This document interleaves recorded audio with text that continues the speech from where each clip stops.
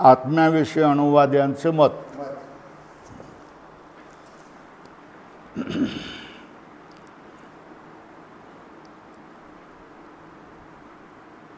आत्म्याविषयी अणुवाद्यांचे मत. अणुवादी म्हणजे नैयायिक मत, वैशेषिक मत. हे काय म्हणतात? अणुवादी आत्मे नाना म्हणजे अनेक मानतात. आत्मे अनेक आहेत आणि आत्म्याचं परिमाण किती आहे? एवढं सूक्ष्म आहे, अणु. अणुवादी नाना मानून अणु मानतात. अणुवादी आत्म्याला कसं म्हणतात? अनेक आहेत आत्मे आणि ते कसे आहेत? अणु आहेत असं म्हणतात. तरी पण त्यांच्या दृष्टीनं आत्मा काय? कर्ता आहे, भोक्ता आहे. त्यांच्या दृष्टीनं आत्मा काय आहे? तर आत्म्याविषयी आता किती गोष्टी आल्या? आत्मा अनेक आहे, आत्मा अणु आहे, आत्मा कर्ता आहे आणि आत्मा भोगता आहे. एवढे 4 गुण आत्म्याविषयी आले. असा अंगीकार करावा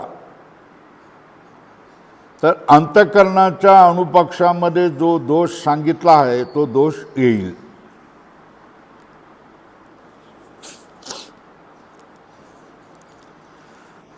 तर अंतःकरणाला अणु मानलं तर ते अंतःकरण अनेक होतं, ते कर्ता भोक्ता होतं आणि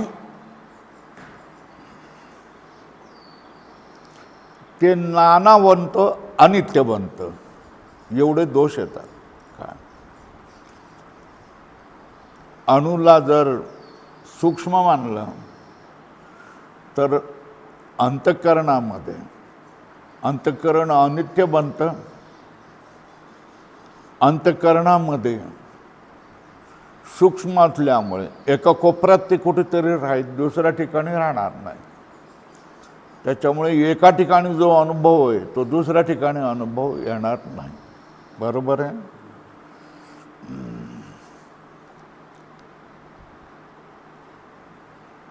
पण आत्मा कर्ता भोगता आहे असा अंगीकार करावा तर अंतःकरणाच्या अणुपक्षामध्ये म्हणजे एका ठिकाणी जर त्याने कर्ता झाला, भोगता झाला तर बाकीच्या शरीरामध्ये कर्ता पण भोगता पण येणार नाही. असा अंगीकार करावा तर अंतःकरणाच्या अणुपक्षामध्ये जो दोष सांगितला आहे तो दोष येईल. आणि आत्म्याला जर कर्ता भोगता नाही असं म्हटले तर सांख्य मताप्रमाणे आत्मा नाना आहे हा अंगीकार निष्फळ होईल. आत्मा कर्ता आणि भोगता नाही आहे असं म्हटलं तर सांख्य मताने आत्माला नाना मानलेला आहे ना, तर हा अंगीकार निष्फळ होईल. याकरता ज्ञान सुखदुःखादी अणुवादी आत्मधर्म मानतात. अणुवादी ज्ञान सुख दुःख हे आत्म्याचे धर्म मानतात. बरोबर आहे?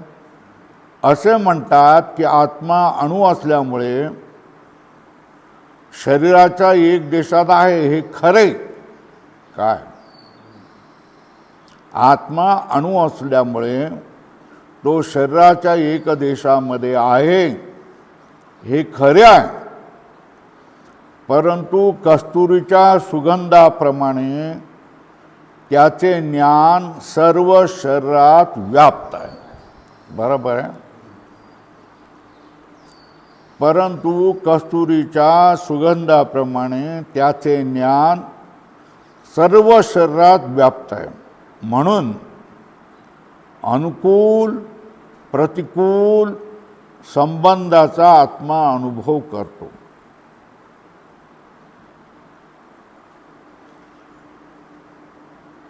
काय काय झालं आहे?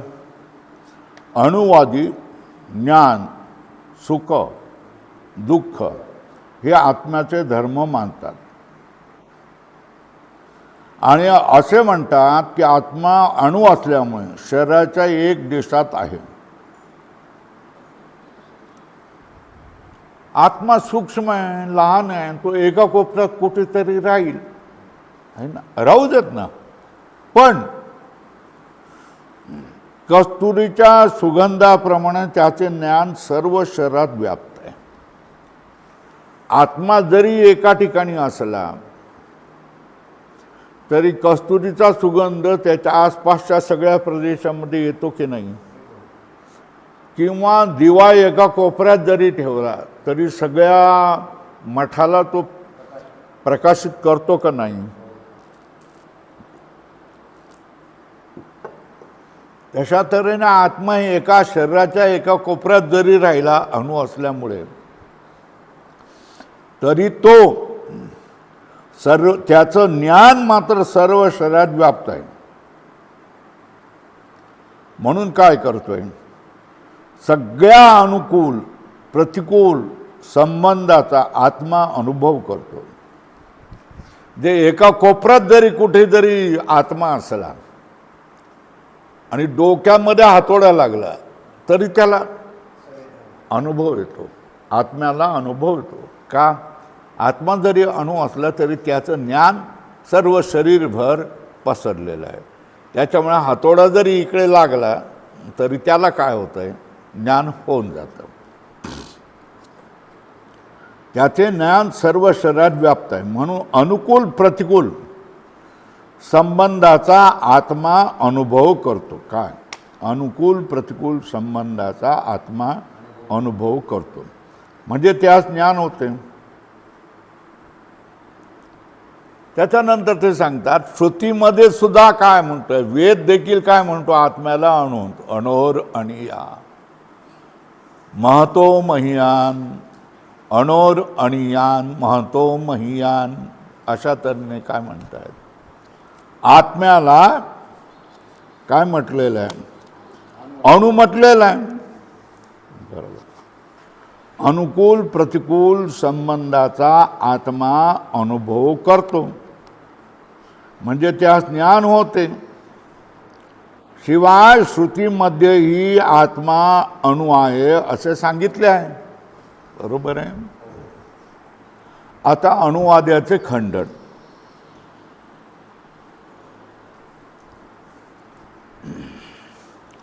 अणोर अणियान महतो महियान, या श्रुतीमध्ये अणुवाद्याचे खंडन केलं आहे. ते कसं? हे अणुवाद्याचे म्हणणे बरोबर नाही. कारण एक नियम असा आहे की जितक्या देशात गुण राहतो, जेवढ्या देशात गुण राहतो त्याच्या बाहेर गुण राहत नाही.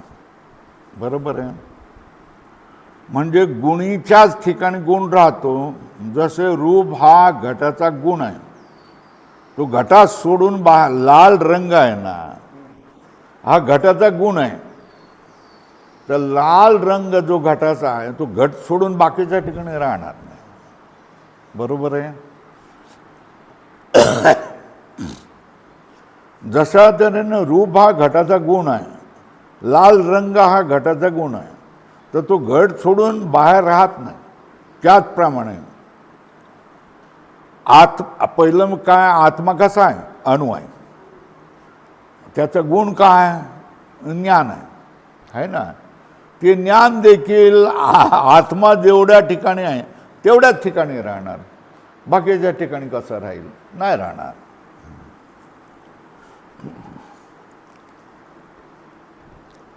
त्याचप्रमाणे अणु आत्म्याचा ज्ञान गुण अणु आत्म्या सोडून सर्व शरीरात राहणार नाही. बरोबर आहे. त्याचप्रमाणे अणु आत्म्याचा ज्ञान गुण अणु आत्म्या सोडून सर्व शरीरात राहणार नाही. कस्तुरीचा गंधही कस्तुरीचे सूक्ष्म अवयव जितक्या देशात असतो तितक्याच देशात असतो. काय? कस्तुरीचा गंधही, कस्तुरीचे सूक्ष्म अवयव जितक्या देशात असतील तेवढ्याच देशात येतो, बाकीच्या देशामध्ये येणार नाही. म्हणून कस्तुरीचा दृष्टांत योग्य नाही. आता तुम्ही सांगतायत पॅराग्राफ बदला. श्रुतीमध्ये आत्मा अणु म्हणून सांगितलं आहे, हे बरोबर का खरं आहे? ओ, हे खरं आहे, हे खरं आहे. परंतु जसे अत्यंत अणुवस्तूचे मंददृष्टी पुरुषांना ज्ञान होत नाही. काय? परंतु जसे अत्यंत अणुवस्तूचे मंददृष्टी पुरुषांना ज्ञान होत नाही. सूक्ष्म वस्तू असेल पण ज्याची बुद्धी मंद आहे त्याला ज्ञान होईल का? नाही होणार. पुरुषांना ज्ञान होत नाही. तसेच बहिर्मुख पुरुषांना आत्म्याचेही ज्ञान होत नाही. काय काय सांगितले? दृष्टांत काय दिलाय? वस्तू सूक्ष्म आहे पण मंद दृष्टी पुरुषांना त्याचं ज्ञानही होत नाही, समजतही नाही. जर कोणाला सांगितलं, जो शिकलेला नाही त्याला, ह्या वस्तूमध्ये काय आहे, याचे संयुग आहेत, अणू आहेत, अणूच्या मध्ये इलेक्ट्रॉन, न्यूट्रॉन, प्रोटॉन आहेत, त्यांच्यामध्ये सुद्धा पॉझिटिव्ह पार्टिकल आहेत, निगेटिव्ह पार्टिकल आहेत. काय म्हणतात, काय बोलता, काहीतरी बोलता, असंच म्हणणार की नाही? कारण आत्मा सूक्ष्म आहे पण त्याची मंद बुद्धी त्याला ग्रहण करू शकत नाही. पण शाळेत ह्या गोष्टी आपल्याला शिकवतात, तर शिकवले ते ग्रहण करून घेतात, पाठ करून घेतात, बुद्धी वाढवतात. मग आता तुम्ही म्हणता त्याप्रमाणे ह्याच्यामध्ये ॲटम असतो, ॲटममध्ये इलेक्ट्रॉन, प्रोटॉन, न्यूट्रॉन एक असं गरा गरा गरा गरा गरा गरा गरा गरा फिरत असतात त्याच्या भोवती. मग हे तुम्ही मानता की नाही? कारण तुम्ही तुमची बुद्धीची शक्ती वाढवलेली आहे शाळेमध्ये जाऊन, म्हणून. पण शाळेत न गेलेल्या माणसाला ही गोष्ट पटवता येत नाही. पटवता येतं का? नाही पटवता येत, पटवता येत नाही. पण शाळेत शिकलेल्या मुलांना ही गोष्ट मात्र पटवता येते. बरोबर आहे. म्हणून अत्यंत अणुवस्तूचे मंद दृष्टी पुरुषांना ज्ञान होत नाही. तसेच बहिर्मुख पुरुषांना आत्म्याचे ज्ञान होत नाही.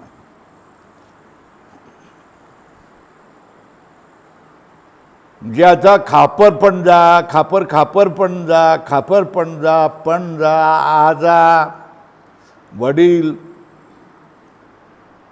आणि तोही संसारामध्ये गुंतून पडलेले आहेत, संसाराचा चिंता लागलेल्या आहेत, संसाराच्या शिवाय दुसरी काहीच गोष्ट होणार नाही. ज्याला चिंता असेल की धोंड्याचा महिना आहे, आता जावई येणार आहे आणि जावयाला सोन्याची अंगठी करावी लागेल, ही चिंतन त्याच्या मनामध्ये चालू आहे. बरोबर आहे. त्याला हे कसं काय कळणार आहे? नाही कळणार आहे ना.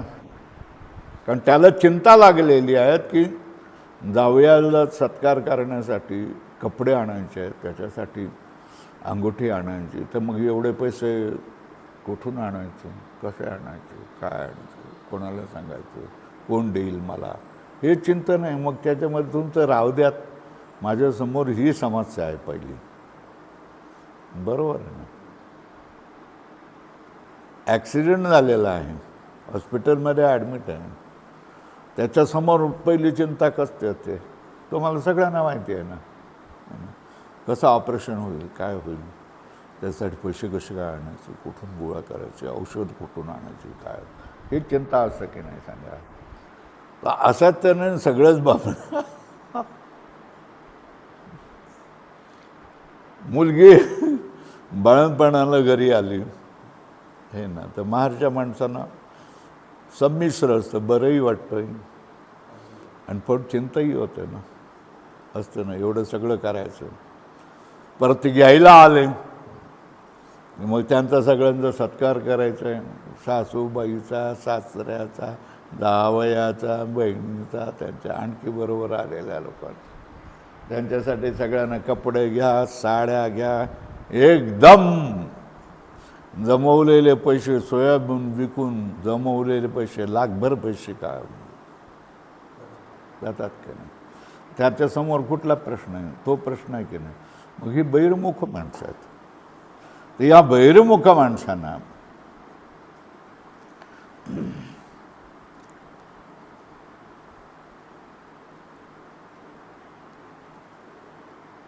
तसेच बहिर्मुख पुरुषांना आत्म्याचंही ज्ञान होत नाही. किती जरी समजावून सांगितलं की आत्मा आहे, तो सूक्ष्म आहे, ठीक आहे, काय करू, समजत नाही. आता इकडे आलेली माणसं आहेत ना, हे सगळं एवढं चांगलं आहे, सगळी सोय आहे, सगळं आहे, पण त्यांना करमत नाही ना. आता काय करायचं? का करमत नाही? कारण त्याने बघितलं ना, तुम्ही पाप घेऊन आलेले आहेत है ना. तर ही पुण्यमयाची जागा आहे. ह्या पुण्यमयाच्या जागेमध्ये त्यांना करमणार कसं सांगा बरं? नाही करमणार. पुण्यमय या ठिकाणी पुण्याची जागा आहे, त्या ठिकाणी इथं कुठेच पाप दिसत नाही, मग त्याला करमतच नाही ना. मोखार जी मुलं आहेत, जी शिस्तीमध्ये राहत नाहीत, कधी आई वडिलांचं ऐकत नाही, मित्रांबरोबर भेटतात, बसतात, नको त्या गोष्टी करतात, अशा मुलांनी ते कशामुळे करमावं, का म्हणून करमावं? नाही करमणार, बरोबर नाही करमत. घेऊन जा म्हणून सांगतात. मी सांगतो तुमचं पाप आडवं येतं आहे, काय करणार? वाईट वाटतं लोकांना. ह्याच्याशिवाय दुसरं काय स्पष्टीकरण करणार म्हणून तुम्ही? देवाने तुम्हाला इथपर्यंत आणलं आहे, बरोबर, पण कर्म तुमचं काय नाही, ते आडवं करते नाही. तशा तऱ्हेनं जो बहिर्मुख आहे, बाहेरच्या गोष्टीमध्ये रंगलेला आहे, गुंतलेला आहे, त्याला आत्म्याविषयीची गोडी, आवड, शिकावं असं बिलकुल बिलकुल बिलकुल वाटणारच नाही, बरोबर आहे. बहिर्मुख पुरुषांना आत्म्याचे ज्ञान होत नाही, म्हणून अणुसमान आत्मा आहे असं सांगण्याचा श्रुतीचा अभिप्राय. म्हणून त्याच्यासाठी काय, बहिर्मुख पुरुषांना आत्म्याचंही ज्ञान होत नाही, म्हणून त्यांच्यासाठी काय सांगितलं आहे? अणुसमान आत्मा आहे असे सांगण्याचा श्रुतीचा अभिप्राय. आत्म्याचे परिमाण अणुत आहे असे सांगण्याचा श्रुतीचा अभिप्राय नाही. काय?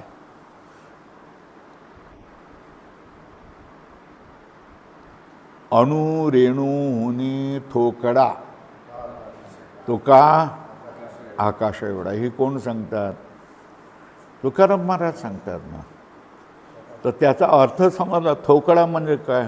अणु रेणूपेक्षा लहान, पण मी आकाशापेक्षाही मोठा आहे. आकाशासारखा नव्हे, आकाशापेक्षाही जास्त मोठा. तर या ठिकाणी बहिर्मुखांना आत्म्याचेही ज्ञान होत नाही, म्हणून आत्मा कसा आहे? तर अणुसमान आहे एवढंच सांगण्याचा श्रुतीचा अभिप्राय.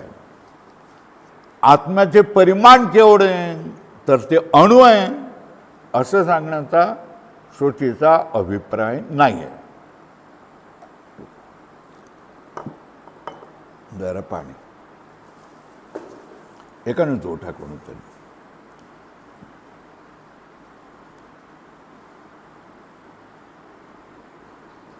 आत्म्याचे परिमाण अणुच आहे असं सांगण्याचा श्रुतीचा अभिप्राय नाही, म्हणून श्रुतिवाक्याने आत्मा अणु आहे हे सिद्ध होत नाही. आत्मा अणुसमान आहे हे सांगण्याचा श्रुतीचा अभिप्राय आहे, श्रुतीचा म्हणून श्रुतिवाक्याने आत्मा अणु आहे हे सिद्ध होत नाही. या प्रकाराने व्यापक, मध्यम किंवा अणुपरिमाण आत्मा मानून नाना मानणे सर्वथा अनुचित आहे. काय झालं?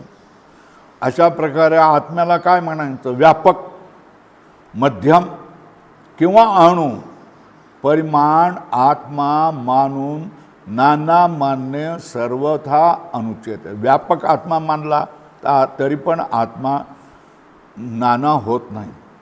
मध्यम मानला तरी दोष येतात, अणु मानला तरी दोष येतात.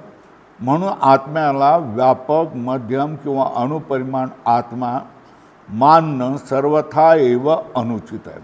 मग काय? नाना मानून व्यापक, मध्यम काय आणि अणुपरिणाम आपण मानू शकत नाही. मग आत्म्याला काय मानायचं? आत्म्याला एक मानायचं. मग बघूया कसं होतं.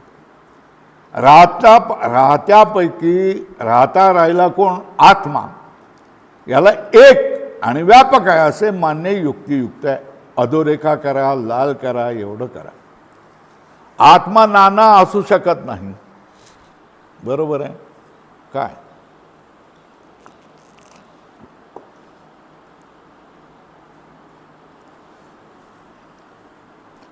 आत्मा नाना असू शकत नाही.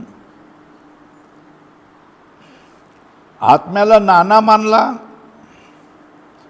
तर त्याचं व्यापक परिमाण बनू शकत नाही, मध्यम परिमाण बनू शकत नाही. अणुपरिणाम बनवलं तरी दोष येतात.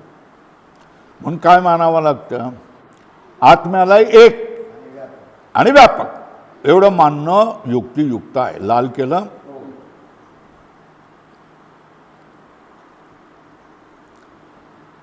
आणि या आत्म्याच्या ठिकाणी धर्म अधर्म म्हणजे पाप पुण्य, नंतर सुख दुःख आणि बंध मोक्ष जर अंगीकार केले तर कोणाला सुख होणार, कोणाला दुःख होणार, कोणाला बंध होणार, कोणाला मोक्ष असे मानणे बरोबर नाही. म्हणून धर्म आणि अधर्म, सुख आणि दुःख, बंध आणि मोक्ष कोणाचे आहे? कोणाचे धर्म आहेत? आत्म्याचे. आता एक निर्णय करतायत की नाही तुम्ही बघा. आता प्रश्न विचारला, आत्मा एक आहे की नाना आहे? याचं उत्तर काय देणार? हां, आत्मा एक आहे. बरोबर आहे. आत्मा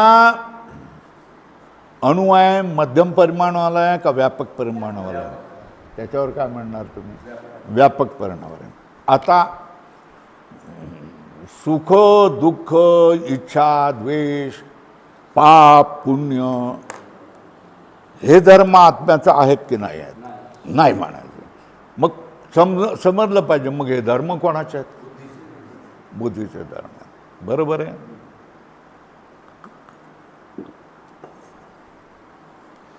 हे धर्म बुद्धीचे झाले. एवढं निश्चित ठेवलं पाहिजे की सुख दुःख, धर्म अधर्म, भय लज्जा हे सगळेच्या सगळे धर्म बुद्धीचे आहेत, आत्म्याचे नाही. आणि आत्मा, अरे आज लवकर आले. आत्मा एक आहे आणि आत्मा व्यापक आहे. बरोबर आहे. कारण त्याच्यामुळे या ठिकाणी धर्म सुख दुःख आणि बंध मोक्ष जर अंगीकार केले तर कोणास सुख आणि कोणास दुःख, कोणास बंध आणि कोणास मोक्ष असे मानणे बरोबर होणार नाही. काय केलं तर आत्म्याच्या ठिकाणी मानलं तर, पण अंतःकरणाच्या ठिकाणी मानलं तर कोणाला सुख, कोणाला दुःख, कोण बंध, कोण मुक्त हे होऊ शकतं. कारण आत्मा मध्यम परिमाण, अंतःकरण मध्यम परिमाणवाला आहे. केवढं आहे? मनुष्याचं शरीर आहे तेवढं आहे. पण आत्मा कसा आहे? व्यापक. आत्म्यामध्ये हे धर्म नाही होऊ शकत. काय? पाप पुण्य, सुख दुःख, इच्छा द्वेष, प्रयत्न, धर्म अधर्म हे गुण आत्म्यामध्ये येऊ शकत नाही. म्हणून धर्माधर्मादे बुद्धीचे धर्म आहेत असे मानणे योग्य आहे. अधोरेखा करा, लाल करा. धर्म अधर्म, सुख दुःख, इच्छा द्वेष, प्रयत्न हे सगळे धर्म कोणाचे आहेत?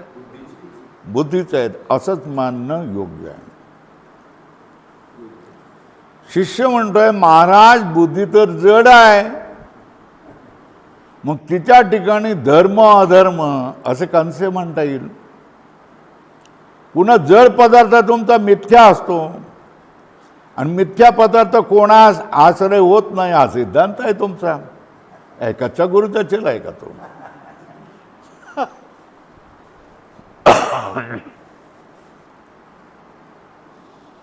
त्याने काय प्रश्न विचारला? महाराज पहिलं एक बुद्धी तर जड आहे, बुद्धी काय चेतन नाही आहे, तिच्या ठिकाणी धर्म अधर्म कसे म्हणता येतील काय? मग तिच्या ठिकाणी धर्म अधर्म कसे म्हणता येईल? नंतर जड पदार्थ कसे आहेत? जड पदार्थ मिथ्या असतो आणि मिथ्या पदार्थ कोणाला आश्रय होत नाही. खरा पदार्थ असेल, सत्य पदार्थ असेल तो आश्रय होईल, चेतन असेल तो आश्रय होईल. पण जो जड आहे आणि मिथ्या आहे तो कोणाचा आश्रय होईल? त्याच्यामध्ये हे सुख दुःख, इच्छा द्वेष, प्रयत्न, धर्म अधर्म हे गुण कसे काय राहतील? नाही राहणार.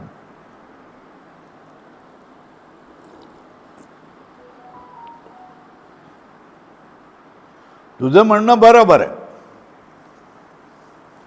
आम्हाला फक्त एवढंच धर्म सांगायचं आहे की पाप पुण्य, सुख दुःख, द्वेष राग द्वेष हे आत्म्याचे धर्म नाही आहेत, एवढंच आम्हाला सांगायचं आहे. काय काय सांगायचं आहे? आत्म्याचे धर्म नाहीत एवढेच आम्हाला सांगावायचं आहेत. अधोरेखा करा आहे ना. आणि बुद्धीचेच धर्म आहेत असे सांगण्याचा आमचा अभिप्राय नाही. बरोबर आहे काय? तुझं म्हणणं खरं आहे, हे आत्म्याचे धर्म नाहीत एवढेच आम्हाला सांगावंच आहे. हे बुद्धीचे धर्म आहेत असे सांगण्याचा आमचा अभिप्राय नाही. सुखदुःखादी काय आत्म्याचे ठिकाणी अध्यस्त आहेत. सुखदुःखादी काय आहेत? आत्म्याचे ठिकाणी अध्यस्त आहेत. जे ज्याचे ठिकाणी अध्यस्त असते ते त्याचे ठिकाणी रज्जू सर्पाप्रमाणे मिथ्या असते. बोललं सुखदुःखादी कोणाच्या ठिकाणी अध्यस्त आहेत? हां, खून करा आत्म्याच्या ठिकाणी अध्यस्त आहे. नियम काय? जी वस्तू ज्याच्यावर अध्यस्त असते त्याच ठिकाणी ती मिथ्या असते. कोणाप्रमाणे? रज्जू सर्पाप्रमाणे.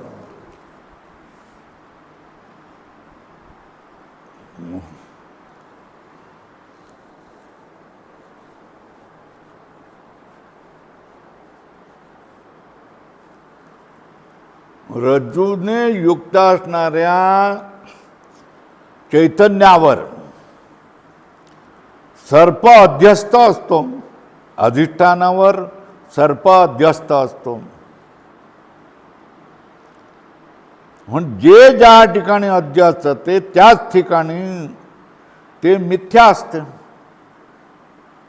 रज्जू अधिष्ठित चैतन्यावर सर्प काय असतो? अध्यस्त असतो. म्हणून काय असतो? त्या ठिकाणी सर्प मिथ्या असतो.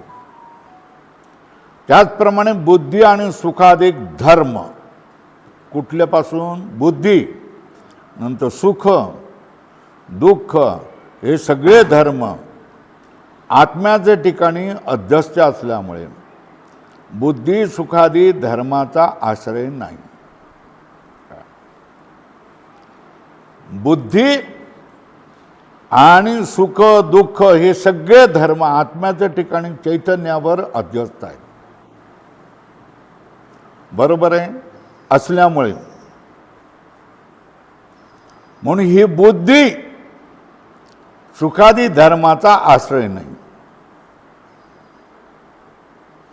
अधोरेखाकरण काय सांगितलेलं आहे? बुद्धी आणि सुख दुःख भय लज्जा पाप पुण्य हे सगळे धर्म कोणाच्या ठिकाणी अध्यस्त आहेत? आत्म्याच्या ठिकाणी अध्यस्त आहेत. बरोबर आहे? हे पहिलं विधान लाल करा.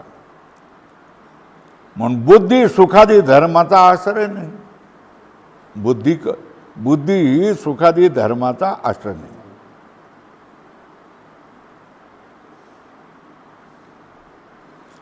म्हणून अध्यास परंपरेमध्ये जे अध्यास परंपरेमध्ये सांगितल्याप्रमाणे पहिलं कोण असतो? आधार कोण असतो? शुद्ध चैतन्य. बरोबर आहे? ह्या शुद्ध चैतन्याच्या ठिकाणी कोण असतं? अज्ञान प्रथम अध्यस्त आहे. आणि अज्ञानाने अज्ञान उपाधी ज्याची आहे ऐसा चैतन्याच्या ठिकाणी अंतःकरण अध्यस्त आहे. आणि अंतःकरण उपहित चैतन्याच्या ठिकाणी धर्म अधर्म सुख दुःख बंध मोक्ष ही अध्यस्त आहेत. अशा रीतीने आत्म्याच्या ठिकाणी धर्माधिकाच्या अधिष्ठानाची अंतःकरण उपाधी आहे.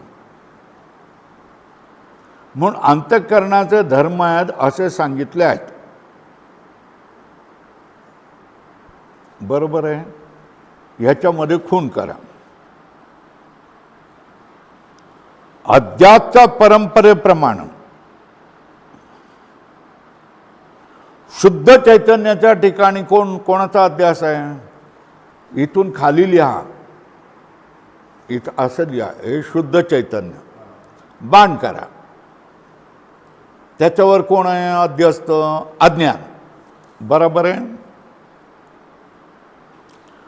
शुद्ध चैतन्याच्या ठिकाणी अध्यस्त आहे.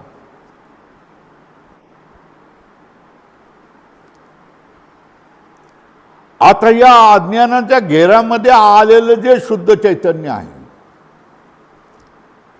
त्या चैतन्याच्या ठिकाणी अंतःकरण अध्यस्त आहे. बरोबर आहे? हे अज्ञान आहे ना. कोण? शुद्ध चैतन्य. बाण केला त्या ठिकाणी कोण आहे? अज्ञान आहे. आता या अज्ञानाने घेरलेल्या चैतन्यावर कोण अध्यस्त आहे? अंतःकरण अध्यस्त आहे. हे बघा, हे शुद्ध चैतन्य आहे. मग त्याच्यावर कोण उभं राहिलं?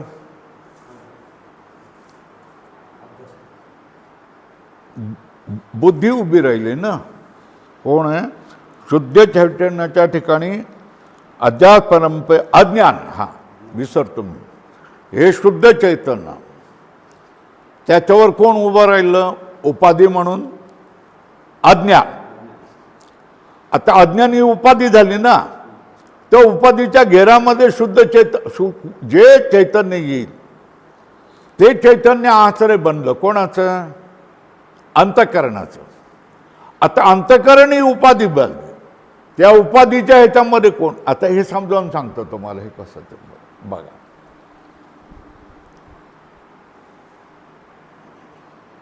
ह्या ठिकाणी हा मठ आहे. बरोबर आहे? ह्या मठामध्ये आश्रित हे आकाश आहे ना. बरोबर आहे? आता ह्या मठामध्ये ती खोली आहे ना. त्या खोलीमध्ये देखील आकाश आहे की नाही? त्या खोलीमधल्या आकाशामध्ये एक मोठी कोठी आहे. बरोबर? त्या कोठीने आकाशाला घेरलं आहे की नाही? बरोबर आहे? आता त्या आकाशामध्ये एखादं त्या कोठीमध्ये एखादं गाडगं ठेवलेलं असेल. ते गाडगं उपाधी झालं आणि त्या उपाधीने ज्या चैतन्याला घेरलेलं असेल, बरोबर आहे ना, ते चैतन्य देखील काय म्हणजे आकाश. पहिला कोण मठ, मठामध्ये ती खोली, ते हे झालं मठ आकाश, ते खोली आकाश झालं, बरोबर आहे. त्या खोली आकाशामध्ये मोठी कोठी ठेवली तर कोठी आकाश. त्या कोठी आकाशामध्ये एखादं गाडगं ठेवलं तर गाडगं आकाश. त्या गाडग्या आकाशामध्ये एखादी पेटी ठेवली तर त्याला काय म्हणायचं, पेटी आकाश. हे एकाच आकाशामध्ये उपाधीमुळे वेगवेगळे भाग झाले की नाही, बरोबर आहे.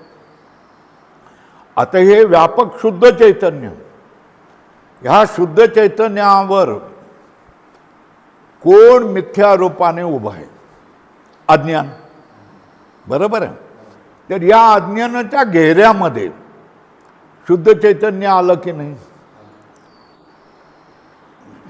त्या शुद्ध चैतन्यामध्ये अंतःकरण आलंय. ते अंतःकरण उपाधी झाली, त्या अंतःकरणाच्या उपाधीने देखील शुद्ध चैतन्याला कमी केलं की नाही, कमी केलं. तर त्या अंतःकरण उपहित चैतन्यावर का आलेलं आहे, बुद्धी आदी हे सगळे अध्यस्त आहे. कसं समजावून सांगितलं मी, हा मठ आकाश आहे, मठ आकाशामध्ये खोली आकाश आहे, खोली आकाशामध्ये कोण आहे, कोठी आकाश आहे, कोठी आकाशामध्ये आहे आणखी जी त्याच्यापेक्षा लहान असतील तशा तऱ्हेने ती आकाश लहान लहान लहान लहान होत जातात. आता याच्यावर काय सांगितलं, शुद्ध चैतन्याच्या ठिकाणी प्रथम अज्ञान हे शुद्ध चैतन्याच्या ठिकाणी अध्यस्त आहे, बरोबर आहे. अज्ञान का हे शुद्ध चैतन्य का अधिष्ठान काय, शुद्ध चैतन्य काय, अज्ञान काय, अध्यस्त, बरोबर आहे. आता या अज्ञानाच्या घेऱ्यामध्ये जे शुद्ध चैतन्य आलं असेल, बरोबर, त्याला काय म्हणायचं, अज्ञान उपहित चैतन्य म्हणायचं. काय करायचं हे बघा,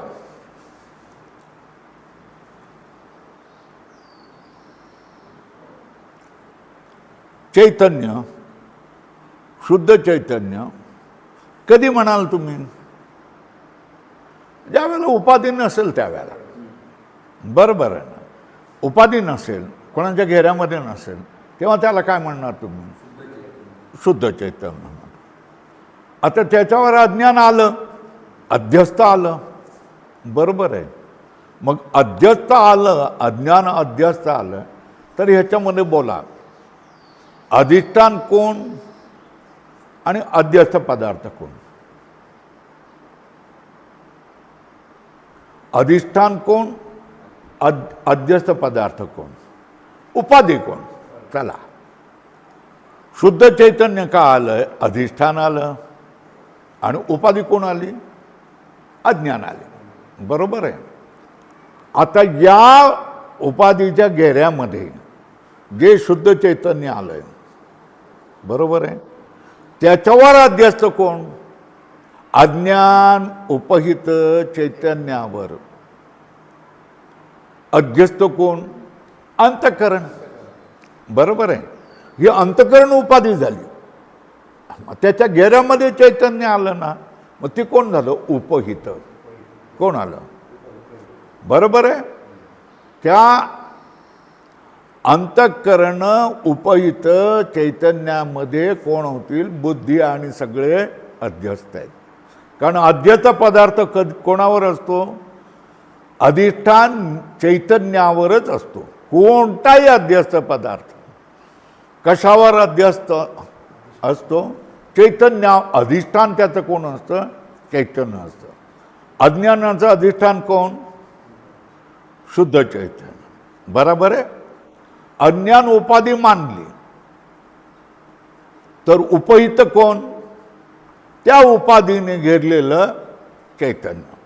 त्या चैतन्यामध्ये वर अध्यस्त कोण, अंतःकरण. मग अंतःकरण उपाधी झाली, ह्या अंतःकरण उपाधीने घेरलेल्या चैतन्यावर कोण अध्यस्त पुन्हा? बुद्धी आदी पदार्थ.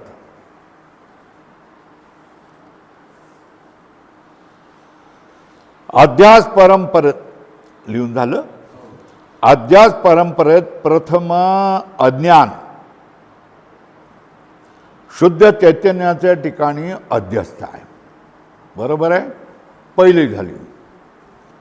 आता अज्ञान ज्याची उपाधी आहे अशा चैतन्याच्या ठिकाणी कोण आहे? अंतःकरण अध्यस्त आहे. बरोबर आहे. शुद्ध चैतन्यावर कोण अध्यस्त आहे? अज्ञान. अज्ञानाच्या घेरामध्ये आलेल्या चैतन्यावर अध्यस्त कोण आहे?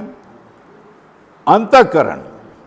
ह्या अंतःकरणाच्या घेऱ्यामध्ये आलेल्या चैतन्याच्या ठिकाणी कोण अध्यस्त आहेत? धर्म, अधर्म, सुख, दुःख, बंध, मोक्ष हे अध्यस्त आहेत. हे सांगितलं मी तुम्हाला. मोठा मठ, कोठी, त्याच्यानंतर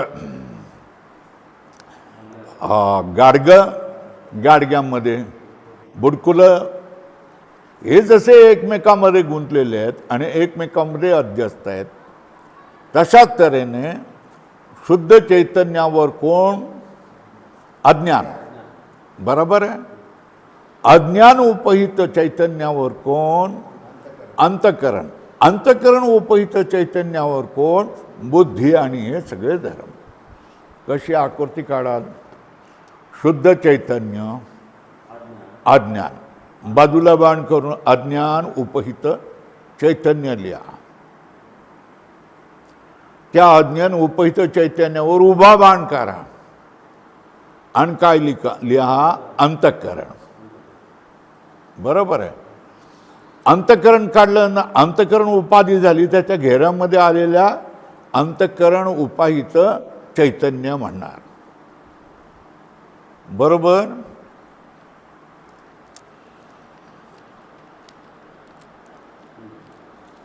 त्या अंतःकरण उपहित चैतन्यावर कोण आलं? बुद्धी आली. बुद्धी आणि हे सगळे धर्म आले. परत एकदा समजलं की नाही बघा.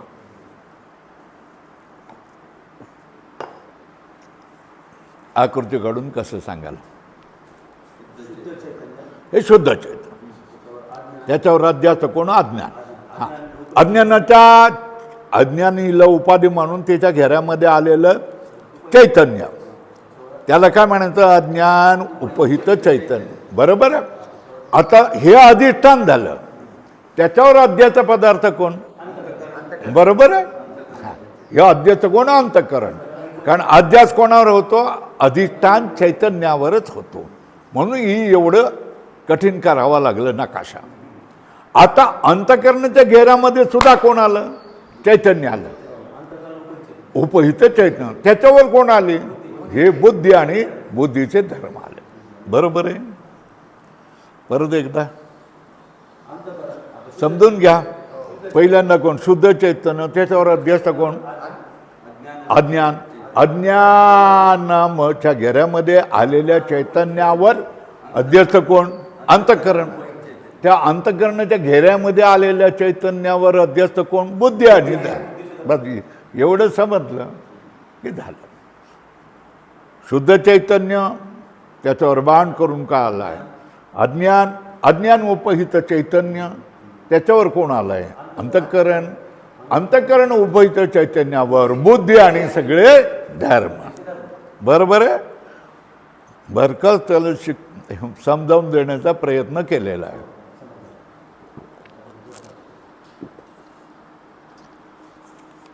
अध्यास परंपरेत प्रथम अज्ञान शुद्ध चैतन्याच्या ठिकाणी अध्यस्त आहे आणि अज्ञान उपहित चैतन्याच्या ठिकाणी कोण अध्यस्त आहे? अंतःकरण अध्यस्त आहे.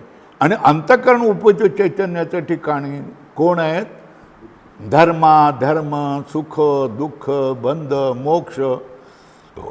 अंतःकरण उपहित चैतन्याच्या ठिकाणी धर्म, सुख, दुःख, बंध मोक्ष ही अध्यस्त आहे.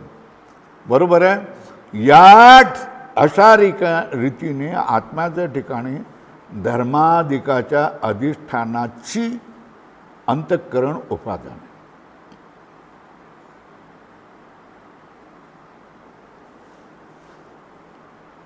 आत्म्याच्या ठिकाणी धर्माधिकाच्या अधिष्ठानाची उपाधी कोण आहे? अंतःकरण. अंतःकरण ही उपाधी आहे. हे सगळे धर्म कोणावर आहेत? आत्म्यावरच आहेत. बरोबर आहे. पण प्रत्येक ठिकाणी काय? अधिष्ठान चैतन्य वेगवेगळं आहे आणि या परंपरेतून हे सगळे धर्म आत्म्यावर अध्यस्त आहेत असं मानलं जातं. बरोबर आहे. अशा रीतीने आत्म्याच्या ठिकाणी धर्माधिकाच्या अधिष्ठानपणाचे, धर्माधिकाचं अधिष्ठान कोण? आत्मा बनावं. तर या आत्मा बनण्यासाठी उपाधी कोण आहे? अंतःकरण उपाधी. म्हणून हे कोणाचे धर्म झाले? अंतःकरणाचे धर्म आहेत असे सांगितले आहेत. बरोबर आहे. आता अंतःकरण उपहित आत्म्याचे ठिकाणी धर्म अध्यस्त न मानता अंतःकरण विशिष्टाच्या ठिकाणी मानले तर ते अयोग्य आहे. कठीण आहे, पण ह्या सगळ्या परिभाषा वेदांतामध्ये येतात. हे झालेलं आहे, पण आपणाला काय आहे? विस्मरण झालेलं आहे त्याचं.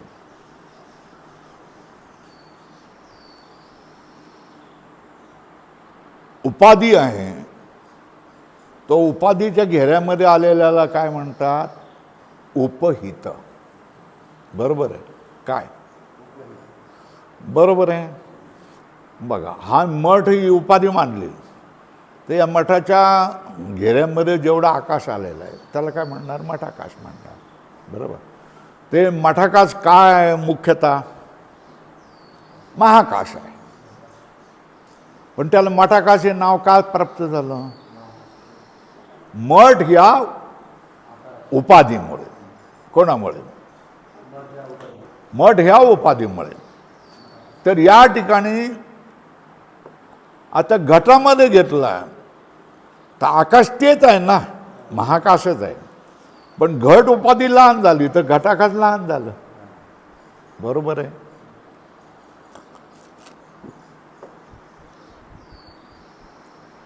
आता महाकाश ही वेगळी गोष्ट आहे ना. बरोबर आहे. त्या महाकाशामध्ये कोण आहे? मठ आहे. पण त्या मठाने उपाधीने घेरलेलं जे आकाश आहे ते झालं मठाकाश. बरोबर आहे. आता हा जो मठ आहे, मठाकाश आहे, त्याच्यामध्ये दुसरी उपाधी झाली गाडग. तर त्याला काय झालं? गाडगाकाश म्हटलं गेलं. तशाच तऱ्हेने या ठिकाणी काय झालं? आता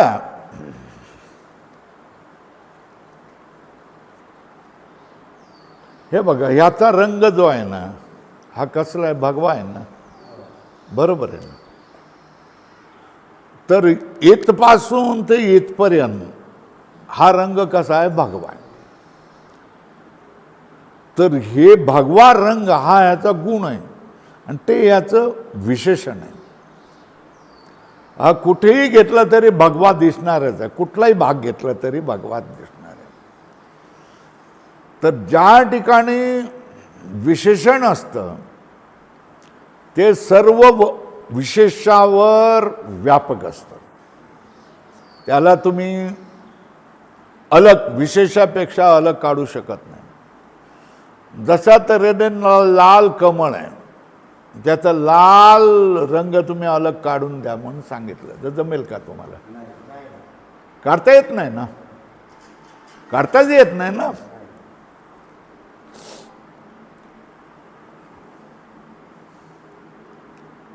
तर त्याला विशेषण विशेष भाव म्हणतात. काय म्हणतात? विशेषणाला तुम्ही वेगळं काढू शकत नाही. त्याला काय विशेषण विशेष्य भाव होतं. आता या ठिकाणी त्यालाच काय म्हटलं अवच्छिन्न म्हटलं जातं. काय हे लाल रंगाने अवच्छिन्न आहे म्हणजे विशिष्ट आहे. काय लाल रंगाने हे अवच्छिन्न आहे म्हणजे विशिष्ट आहे. म्हणजे याचं विशेषण कोण आहे भगवा रंग आहे. बरोबर आहे. पण हे मठाकाश आणि हे मठ याच्यामध्ये तुम्ही हे विशेषण विशेष भाव येत नाही. तर काय उपाधी आणि उपहित भाव असतो. कारण हे मठाकाश या उपाधीपेक्षा वेगळंच राहतं. बरोबर आहे. मठ या उपाधीपेक्षा मठाकाश काय राहतं वेगळं राहतं. पण या वस्तूपेक्षा याचा रंग काय वेगळा राहत नाही. बरोबर आहे. आता हे वस्त्र आहे ना, हे वस्त्र आहे ना, हे जर फाडलं तर लाल रंगही नाही राहत आणि रुमालही राहत नाही. प्रत्येक अंगाभोवती अणुअणुपर्यंत हा लाल रंग पसरलेला आहे. याला काय म्हणणार लाल रंगाने हे अवच्छिन्न आहे.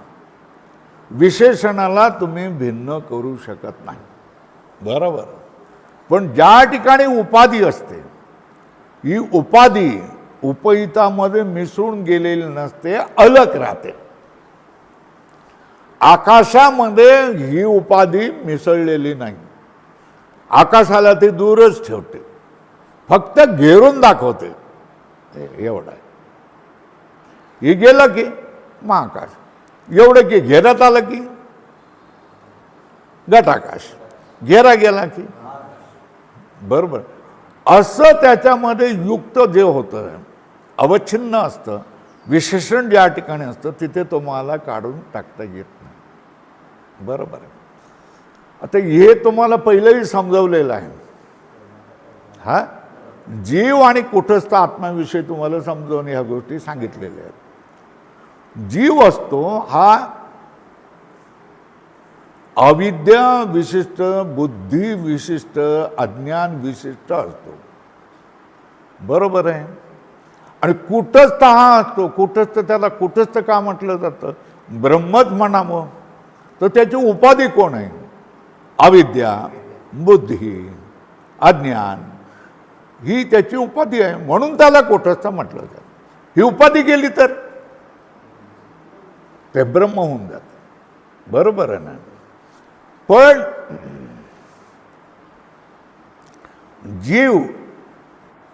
जीवाचं विशेषण जर बुद्धी अविद्या राहिला तर तो कर्ता भोक्ता होतो. कोण होतो कर्ता भोक्ता द्रष्टा हे सगळ्या गोष्टी त्याला लागून जातात. पण ही उपाधी ही उपाधी आहे असं मानलं म्हणजे तिचा संबंध कोणाशी आत्म्याशी येत नाही.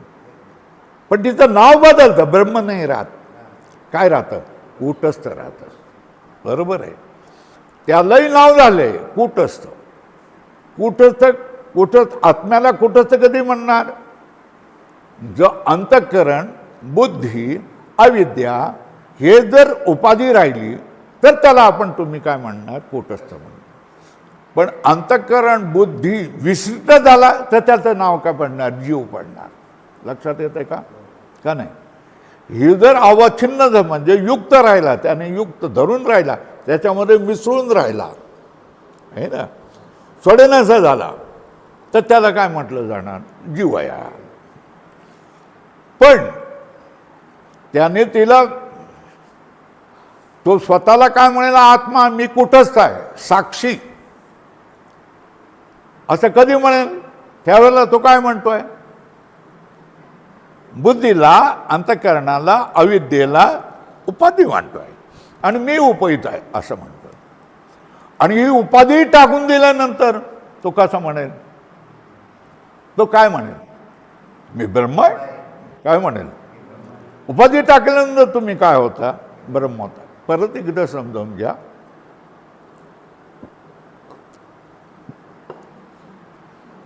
बुद्धी म्हणा, अंतःकरण म्हणा, अविद्या म्हणा, ह्याला जर त्याने घट्ट मिठी मारून राहिलेला असेल तो आणि सोडेनासाच झाला असेल तर त्याला काय म्हणणार तुम्ही? काय म्हणणार? जीव म्हणणार. बरोबर आहे. ही त्याने मिठी सोडली आणि त्याच्यापासून तो अलिप्त झाला, दूर राहिला आहे ना. तर ही काय झाली? उपाधी राहिली. स्वतःला काय म्हणणार? कुठंच साक्षी चैतन्य असं म्हणणार. आता ही उपाधी सोडून दिली, मी ब्रह्म आहे म्हणणार. 3 गोष्टी लक्षात आलं का?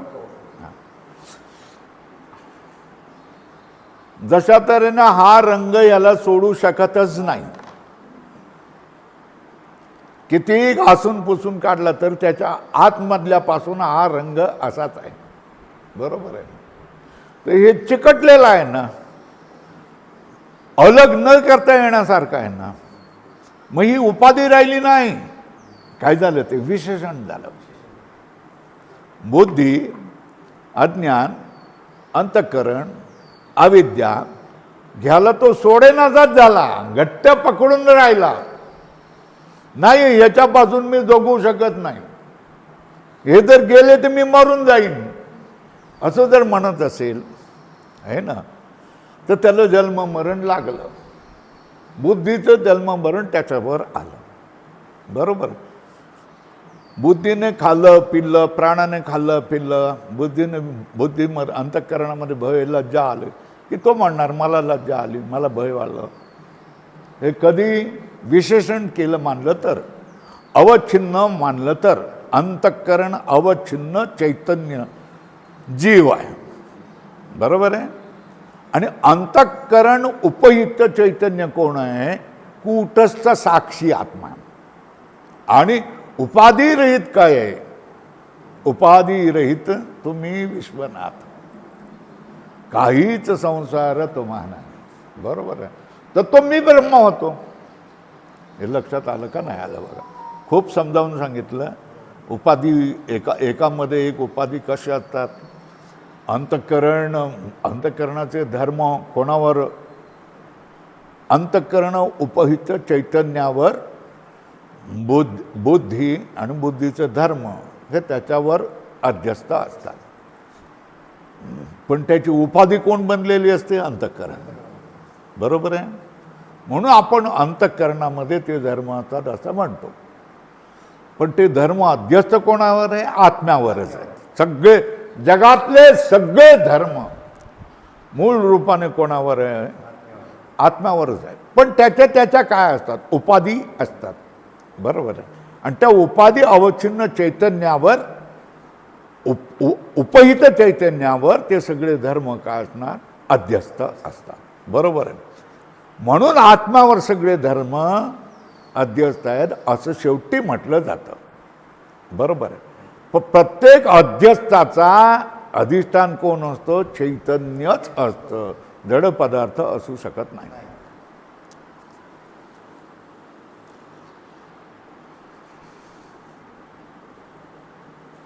आता हे सांगतात, आता अंतःकरण हे लक्षात ठेवलं का? धर्म अधर्म, सुख दुःख, भय लज्जा, हे धर्म कोणावर अध्यस्त आहे? अंतःकरण उपहित आत्म्याचे ठिकाणी अध्यस्त आहेत. केलं का लाल? कितव्या पंक्तीत आहेत? 1 2 3 4 5व्या पंक्तीमध्ये आहे ना. अंतःकरण उपहित आत्म्याच्या ठिकाणी धर्म अध्यस्त आहे. बरोबर आहे. हे न मानता आता काय केलं? अंतःकरण विशिष्टाच्या ठिकाणी मानले तर काय होईल? ते अयोग्य आहे. लाल केलं? लाल केलं? बोला काय? धर्म अधर्म, पाप पुण्य, सुख दुःख, हे धर्म कोणावर अध्यस्त आहेत?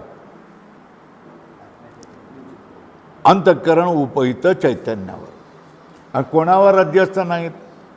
अंतःकरण विशिष्ट चैतन्यावर. आता हे समजतं का? अंतःकरण उपहित चैतन्य आणि अंतःकरण विशिष्ट चैतन्य हे तुम्हाला कळतंय का? अंतःकरण उपहित चैतन्य म्हणजे ज्या चैतन्याची उपाधी अंतःकरण झालेली आहे त्याला काय म्हणायचं? अंतःकरण उपहित चैतन्य. आणि ज्याचं विशेषण अंतःकरण झालेलं आहे त्या चैतन्याला काय म्हणायचं? अंतःकरण अवहित चैतन्य. लिहून घ्यायचं असेल तर लिहून घ्या वर.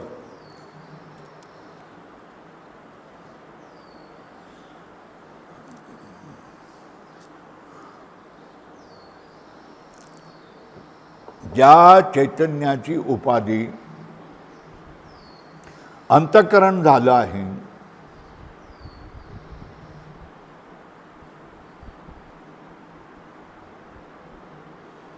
त्याला अंतःकरण उपहित चैतन्य असं म्हणतात.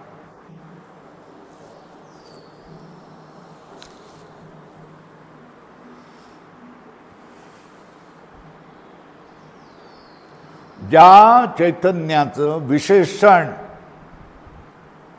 अंतःकरण झालेलं आहे नीलकमलवत त्याला अंतःकरण अवच्छिन्न चैतन्य, अंतःकरण युक्त चैतन्य, अंतःकरण अवच्छिन्न चैतन्य असं म्हणतात. लिहिलं का दोन? काय? ज्या चैतन्याचे अंतःकरण उपाधी झालेली असते त्याला काय म्हणताय?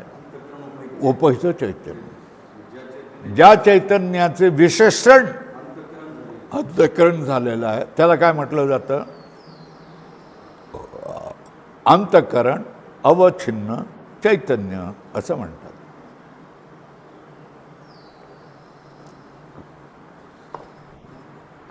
आता ह्या गोष्टी अगोदरच झालेल्या आहेत, फक्त आपण विसरतो आहे ना.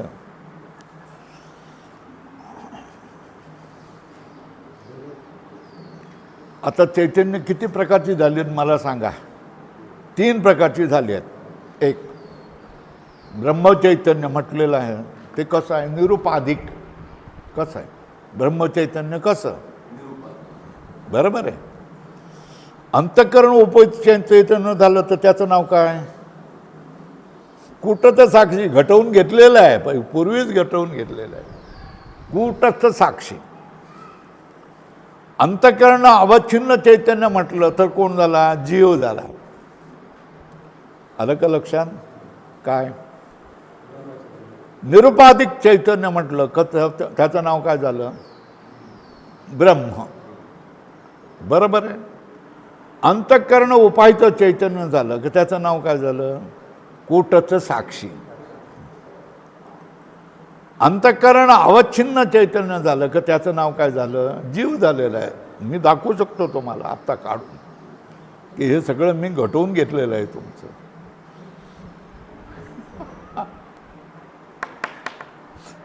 आता बोला, परत एकदा सांगा. ज्याला उपाधी रहित तुम्ही विश्वनाथ, काहीच संसार तुम्हाला नाही, असं जे तुकाराम महाराज म्हणतात ते कोणाविषयी म्हणतात?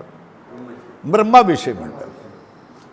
तर ज्या वेळेला निरुपाधिक चैतन्य असं म्हटलं जातं तेव्हा त्याचं नाव काय होतंय? ब्रह्मचैतन्य. ज्या वेळेला अंतःकरण उपहित चैतन्य असं म्हणलं जातं तेव्हा त्याचं नाव काय होतं? कूटस्थ साक्षी. अंतःकरण अवहित चैतन्य असं म्हटलं जातं तेव्हा त्याचं काय होतं? जीव. त्याचं नाव काय होतं? हे लक्षात आता ठेवलं पाहिजे. उपहित, अवच्छिन्न आणि निरुपाधिक या गोष्टीला उपाधी नसेल त्याला निरुपाधिक म्हटलंय. निरुपाधिक चैतन्य म्हटलं मग तुम्ही त्याचं नाव ब्रह्माशिवाय दुसरं कोणी ठेवू शकत नाही. अंतःकरण विशिष्ट, अंतःकरण उपहित चैतन्य म्हटलं की तुझा कुटस्थ आत्मा.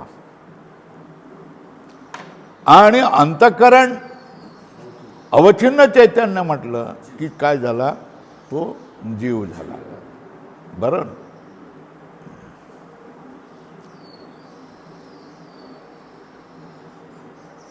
शुद्ध सत्व गुण प्रधान अवच्छिन्न माया अवच्छिन्न चैतन्य म्हटलं का कोण होतो? ईश्वर होतो. बरोबर आहे ना? आणि मायोपाधिक माया उपाधिवाला चैतन्य कोण होतं? हो, ब्रह्म होणार. तेच निरुपाधिक चैतन्य. बरोबर. ज्याची माया उपाधी राहते त्याला काय म्हटलं जाईल? मायोपाधिक चैतन्य किंवा निरुपाधिक चैतन्य. बरोबर आहे. आणि माया विशिष्ट चैतन्य ईश्वर होतो. अविद्या विशिष्ट चैतन्य जीव होतो. अविद्या उपहित चैतन्य कूटस्थ आत्मा बनतो. माया उपहित आत्मा कोण बनतोय? ब्रह्म चैतन्य बनतो. पुन्हा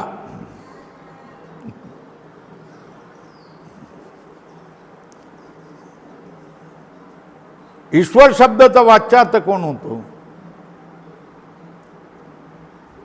शुद्ध सत्व प्रधान अवच्छिन्न आत्मा. आणि लक्ष कोण होतं? ब्रह्म. इकडे खालच्या पातळीवर वाच्य कोण होतं? जीव शब्दाचा वाच्य कोण आहे? अविद्या अवच्छिन्न चैतन्य. आणि मग लक्ष पदार्थ कोण म्हणतोय? अविद्या उपहित चैतन्य कूटस्थ आत्मा. ह्या सगळ्या गोष्टी झाल्या. बरोबर. हे झालेल्या आहेत गोष्टी, पण परत एकदा समजावून सांगितलं. आता हे अंतःकरणाचे धर्म आहेत.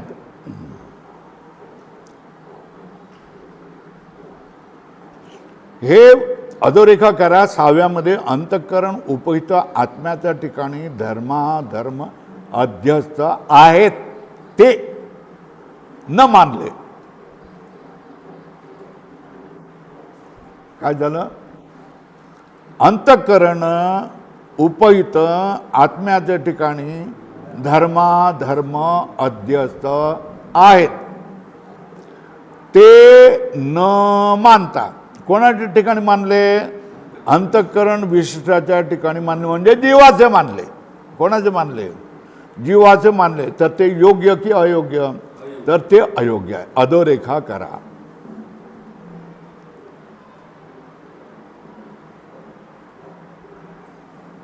काय मानायचं?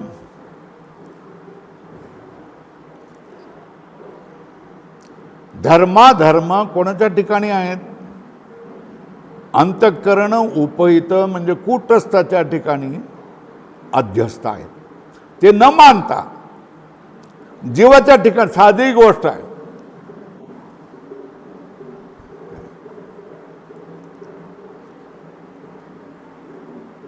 जे पाप पुण्य सुख दुःख इच्छा द्वेष प्रयत्न हे सगळे धर्म कोणावर अध्यस्त आहेत? कूटस्थावर अध्यस्त आहेत. बरोबर आहे.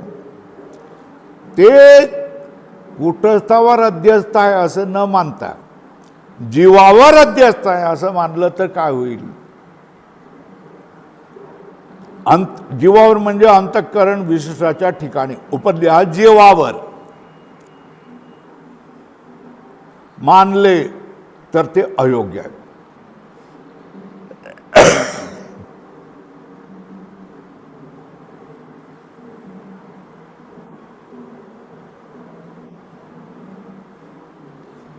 कारण विशेषण कोण? अंतःकरण.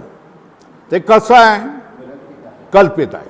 म्हणून त्याच्या ठिकाणी अधिष्ठान बनू शकतं का? ते अधिष्ठान बनू शकत. अधिष्ठानत्व संभवत नाही. बरोबर आहे. कोण? कारण विशेषण कोण? अंतःकरण.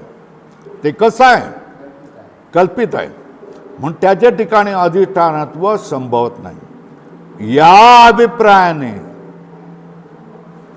अंतःकरण उपहित चैतन्याचे ठिकाणीच धर्म अध्यस्त आहेत असे म्हटले पाहिजे. अधोरेखा करा. अधोरेखा केलं, लाल केलं का? अंतःकरण जो पदार्थ अध्यस्त आहे, बरोबर आहे ना, तो कोणावर अध्यस्त असणार आहे? अधिष्ठानावर. अधिष्ठान कोण असतं? चैतन्य असतं. अध्यस्त पदार्थ कसा असतो? विवर्त असतो, मिथ्या असतो, बरोबर आहे. श्रेयांसी बहुविज्ञानी असं आमच्यामध्ये म्हण आहे. काय? श्रेयांसी बहुविज्ञानी म्हणजे मोक्षपदाच्या ठिकाणी जायचं झालं तर अनेक विघ्न असतात. देवाजवळ जायचं असेल, देवाला पोचायचं असेल, देवाचा साक्षात्कार करायचा असेल तर ते अनेक विघ्न असतात. आणि त्या अनेक विघ्नामध्ये तुम्हाला कसं राहावं लागतं. महापूर आल्यानंतर त्याच्यामध्ये आतमध्ये जी शिळा असते, ती शिळा जशा तऱ्हेने स्थिर राहते, तशा तऱ्हेने तुम्हाला काय राहावं लागतं? स्थिर राहावं लागतं. कितीही विघ्न येऊ देत, आपणाला एवढं काय करायचं आहे? पूर्ण करायचं आहे. असं जर ध्येय राहिलं तर तुमच्या या गोष्टी पूर्ण होऊ शकतात. नाही तर ते तिकडे वाजवत आहेत, तिकडेच लक्ष गेलं, कोण तिकडे ओरडत आहे, तिकडे लक्ष गेलं तर नाही जमणार. कुठलाही जो नियम आहे, कुठलाही अध्यस्त पदार्थ अधिष्ठानावरच अध्यस्त होतो. लिहून घ्या. अध्यस्त पदार्थ अधिष्ठान चैतन्यावरच असतो. एक निर्णय लक्षात घेऊन घ्या. ज्या वेळेला अध्यस्त पदार्थ असतो ना, अध्यस्त म्हटलं का त्याला विवर्त म्हणायचं, बरोबर आहे. विवर्त म्हटलं म्हणजे मिथ्या, खोटा. ज्या पदार्थाला तुम्ही काय नाव दिलं, काय म्हटलं? अध्यस्त म्हटलंय, बरोबर आहे. म्हणजे काय म्हटलं? तो विवर्त आहे कोणावर तरी. म्हणजेच काय म्हटलं? तो मिथ्या. असा हा अध्यस्त पदार्थ. ज्या वेळेला अध्यस्त हा शब्द तुम्ही काढला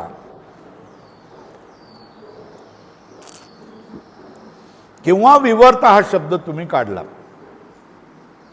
की तुमचं लक्ष कोणाकडे गेलं पाहिजे? अध्यस्त म्हटलं, विवर्त हे शब्द आला की तुम्ही तत्काळ सावधान झालं पाहिजे. हे अधिष्ठानाविषयी बोलतायत. कशाविषयी बोलतात?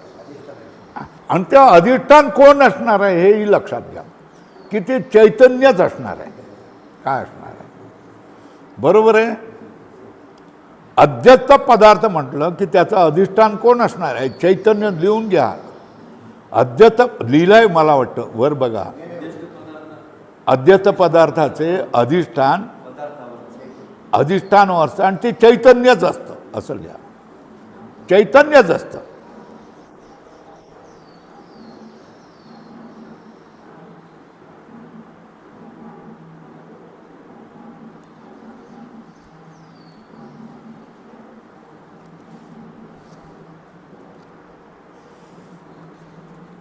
आता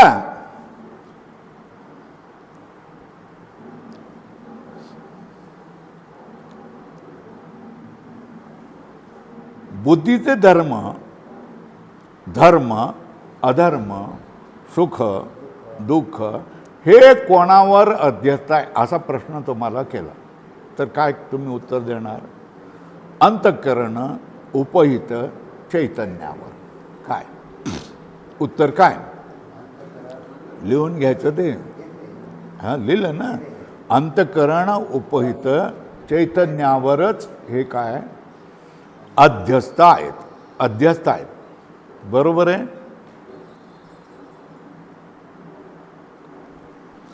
आता त्याच्याविषयी काय केलंय म्हणजे कुटस्थाचे हे कुटस्थावर ते अध्यस्त आहे असं म्हटलंय. आता हे जर अंतःकरण अवच्छिन्न चैतन्यावर म्हणजे जीवाचे धर्म आहेत असं मानलं तर काय होईल? तेच बघा. अंतःकरण हे कल्पित असल्यामुळे त्याचे ठिकाणी अधिष्ठानत्व संबत नाही. अंतःकरण विशिष्टाच्या ठिकाणी मानले हे धर्म तर ते अयोग्य आहे. का अयोग्य आहेत? कारण विशेषण कोण? जे अंतःकरण ते कल्पित असल्यामुळे ते अधिष्ठान होणार नाही. कल्पित अध्यस्त पदार्थ अधिष्ठान नसतो. लक्षात घ्या. काय? कल्पित किंवा अध्यस्त पदार्थ हा अधिष्ठान नसतो. मग कोण अधिष्ठान? कोण असतं? जो पारमार्थिक चैतन्य आहे तेच अधिष्ठान असणार. चैतन्य हाच अधिष्ठान असतं. अंतःकरण म्हणजे जीवाच्या ठिकाणी मानले तर ते अयोग्य आहे. कारण विशेषण जे अंतःकरण ते कल्पित असल्यामुळे त्या ठिकाणी अधिष्ठानत्व संभवत नाही. या अभिप्रायाने अंतःकरण उपहित चैतन्याचे ठिकाणीच धर्म अधर्म अध्यस्त आहेत असे म्हटले आहेत अधोरेखा करून. काय म्हणतात? अंतःकरण हे कल्पित आहे, मिथ्या आहे. त्याने विशिष्ट झालेला जीवही काय होऊन जातो? मिथ्याच होऊन जातो. आणि मिथ्यावर मिथ्या कल्पित कसं असेल? जे कल्पित आहे त्याच्यावर अध्यस्त कसं होईल? अध्यस्त तर कशावर राहणार आहे? अधिष्ठान चैतन्यावर राहणार आहे. बरोबर आहे. म्हणून काय केलं? अंतःकरण उपहित चैतन्य जो कूटस्थ साक्षी आहे त्याच्यावरच हे धर्म अध्यस्त आहेत. अध्यस्त आहेत, विशेषण नाही आहेत. हे लक्षात घ्या. असं म्हटलेलं आहे. अंतःकरण अवच्छिन्न चैतन्यावर म्हणजे जीवावर हे धर्म अध्यस्त आहेत असं का म्हटलं नाही? कारण अंतःकरण कल्पित आहे, जीव कल्पित आहे. कल्पित पदार्थावर अध्यस्त पदार्थ नसतो. जो पारमार्थिक पदार्थ आहे त्याच्यावरच काय असतोय? अध्यस्त असतो. शुद्ध चैतन्यावरच काय असतो? अध्यस्त असतो कुठलाही पदार्थ.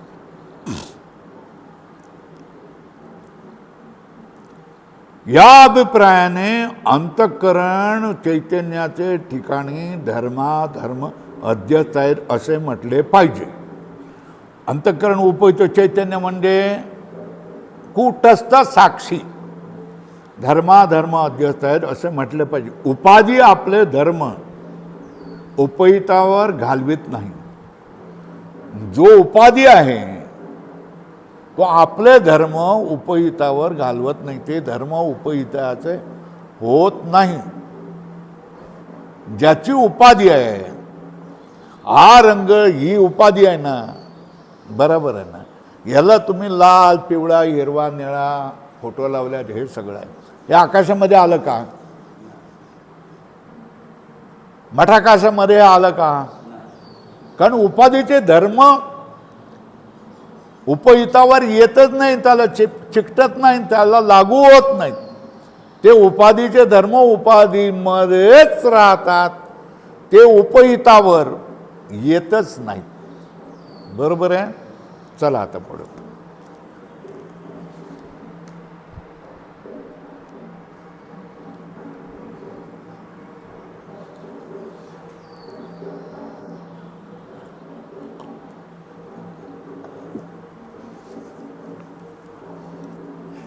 ऐकू येतं ना तुम्हाला? नाही तर जवळ येऊन बसा.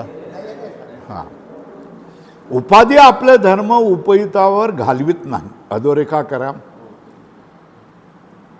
आणि विशेषण आपले धर्म विशेषावर घालविते. बरोबर आहे. मठाकाश आणि मठ याची तुलना रुमाल आणि रुमालाचा रंग याच्यावर करा, है ना. विशेषण लाल रंग आहे, हा याच्यावर आलेलाच आहे. कोणावर? विशेषावर आलेला आहे. पण उपाधी ही उपाधीचे जे रंग आहेत हे उपहित मठाकाशामध्ये आलेलं नाही, त्याचा काही संबंध नाही. पण याच्यामध्ये जो लाल रंग आहे तो सगळ्या रुमालावर व्यापक आहे, पसरलेला आहे. झालं ना. उपाधी आपले धर्म उपहितावर घालवित नाही, अधोरेखा करा महत्वाचा आहे. आणि विशेषण आपले धर्म विशेषावर घालविते. याच बद्दलचा विचार मागे अनेक वेळा विस्ताराने सांगितला आहे. आता विसरलो त्याचं काय करणार. विसरणं हा धर्म आहे. कोणाचा? माणसाचा. कोणाचा धर्म आहे? विसरणं हा माणसाचा धर्म आहे. म्हणून माणसाला क्षमा करायची. काय करायचं? बरोबर. कारण त्याचा तो धर्म आहे. काय? विसरणं. अधोरेखा. याच बद्दलचा विचार मागे अनेक वेळा विस्ताराने सांगितला आहे, म्हणून पुन्हा येथे सांगत नाही. एकंदरीत काय झालं आहे? अध्यस्त सुखदुःख व धर्माधर्म इत्यादिकाचे अधिष्ठान आत्मा आहे. अधोरेखा करा परत एकदा. अध्यस्त जे धर्म आहेत, सुख दुःख धर्म इत्यादिकाचे अधिष्ठान कोण आहे? आत्मा आहे. आत्म्याचे ठिकाणी अधिष्ठान, हे आत्म्याचं नाम अधिष्ठान हे कशामुळे झालेलं आहे? का? फक्त अंतःकरण. कोटकमध्ये काय लिहिलं? बुद्धी. उपाधी आहे. बुद्धी कोण झाली? अंतःकरण म्हणजे बुद्धी उपाधी झाली. म्हणूनच आत्मा कोण झाला? अधिष्ठान झाला. उपाधी असली तर तिकडे अधिष्ठान येणार. उपाधी दूर झाली तर त्या ठिकाणी अधिष्ठानत्व संभवत नाही. बरोबर आहे.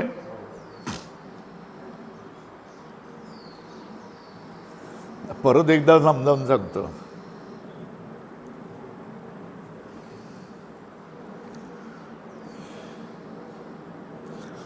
इकडे उपाधी शब्द तुम्ही उभा केलात की इकडे कोण येणार? इकडे अध्यस्त शब्द उभा केलात की इथे कोण येणार? अधिष्ठान येणार. इकडे तुम्ही उपाधी शब्द उभा केलात की हे कोण येणार? उपहित करणार. बरोबर आहे. आता उपाधी कोण आहे हे तुम्ही सांगितल्यानंतर त्याप्रमाणे त्याचे धर्मही बदलतात. उपाधीचं माया उपाधीला मानलं तर त्याचा अध्यस्त वाच्य आणि कोण? लक्ष धर्म. कोण? ब्रह्म होतं. आणि ते कसं असतं? उपाधी रहित असतं. आता तिला जर विशेषण मानलं मायाला तर त्याचं नाव होतं ईश्वर. इकडे बुद्धीला किंवा अंतःकरणला उपाधी म्हणलं का त्याचं नाम होतं कूटस्थ. आणि उपाधीला आणि बुद्धीला अंतःकरणाला तुम्ही विशेषण मानलं की त्याचं नाव काय होतं? जीव चैतन्य. जीव होऊन जातं. बरोबर आहे.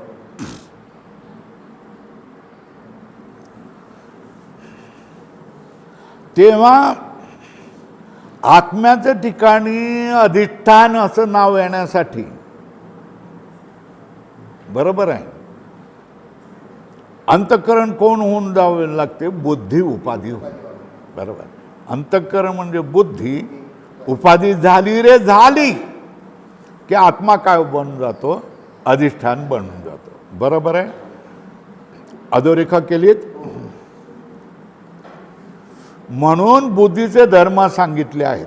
बुद्धीचे धर्म काय केलंय? हे सगळे धर्म कोणाचे आहेत? बुद्धीचे धर्म. कुठले कुठले? पाप पुण्य धर्म अधर्म हे सगळे धर्म कोणाचे आहेत? बुद्धीचे धर्म हे सांगितलेले. बरोबर आहे. आता पुढे बघा. आणि विचाराने अंतःकरण व आत्मा या दोघांच्या ठिकाणी प्रतीत होतात. काय? बुद्धीचे धर्म हे कोणाचे धर्म आहेत? बुद्धीचे.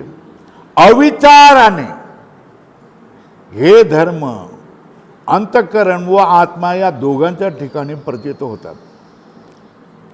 म्हणून अंतःकरण विशिष्ट, त्याचं नाव काय? प्रमाता. त्याचे धर्म हे मागे सांगितलेलं आहे प्रमाता. बरोबर आहे. परत एकदा वाचून दाखवतो.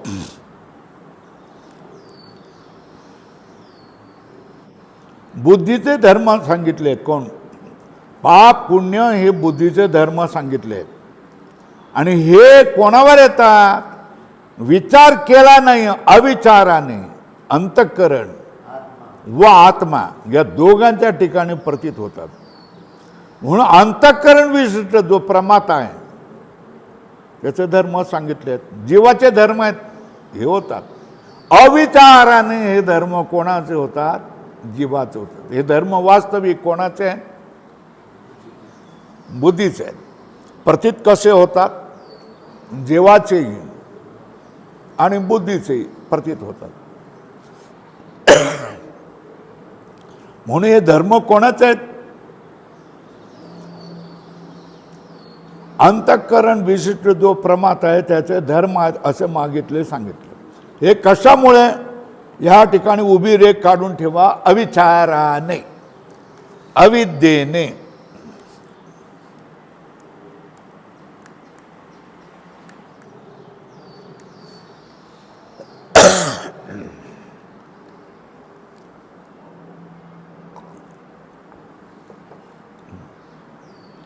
सांगा बरं परत एकदा. पाप पुण्य सुख दुःख हे धर्म वास्तविक कोणाचे? विचार केला नाही तर कोणाचे प्रतीत होतात? बुद्धीचे आणि जीवाचे प्रतीत होतात. प्रमात्याचे प्रतीत होतात. कशामुळे? अविचारामुळे. जीवाचे धर्म आहे असं होतात. आणि विचार करायला लागल्यानंतर मग काय होतं? ज्याचं ओझं आहे त्याचं त्याला देऊन टाकलं, मग तुम्ही हलक्या होता ना. आणि दुसऱ्याचं ओझं काही कारण नसताना तुम्ही जर आपल्या डोक्यावर घेतलात तर सगळा त्रास तुम्हाला होतो, काही कारण नसताना. बरोबर आहे. तेच अभंगच सांगतो. माऊलीचे चोव्या आली प्रतीती तुम्हाला आली का? ज्याचं काम आहे ते त्याचं त्याला करू द्या, त्याचे परिणाम त्याला भोगावे लागतात. पण तुम्ही विनाकारण दया दाखवून त्याच्या जवळ गेलात तर त्याचे सगळं ओझं तुमच्यावर येणार. बरोबर आहे. खरं आहे की नाही तुमचं? काय बरोबर आहे ना?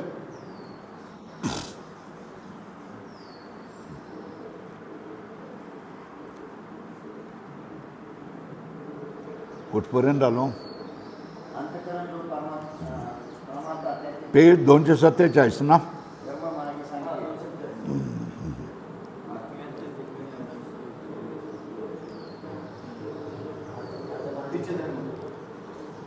पृष्ठ 47 ना. अंतःकरण बुद्धी उपाधी. अधिष्ठान येण्यास अंतःकरण बुद्धी उपाधी मिळालं का सगळ्यांना? म्हणून बुद्धीचे धर्म सांगितले आहेत. अविचाराने अंतःकरण व आत्मा या दोघांच्या ठिकाणी ते प्रतीत होतात. म्हणून अंतःकरण विशिष्ट जो प्रमाता त्याचे धर्म मागे सांगितले आहेत. परंतु वास्तविक विचार करायला लागलेत तुम्ही तर सुखदुःखादी धर्म कोणाचे? अंतःकरणाचे असो किंवा अंतःकरण विशिष्टाचे म्हणजे जीवाचे, वरल्या जीवाचे असोत किंवा स्वप्न पदार्थ व गंधर्व नगर याच्या स्वरूपाप्रमाणे कोणाचाच नसत. बरोबर आहे. काय विकल्प केले? सुखदुःखादी धर्माविषयी काय केलेलं आहे? सुखदुःखादी धर्म हे अंतःकरणाचे असोत, अंतःकरण विशिष्टाचे म्हणजे जीवाचे असोत किंवा स्वप्न पदार्थाप्रमाणे किंवा गंधर्व नगरा याच्या स्वरूपाप्रमाणे कोणाचेच नसोत. बरोबर आहे. 3 विकल्प केले. कोणाचे? अंतःकरणाचे, जीवाचे किंवा मिथ्या असोत. बरोबर.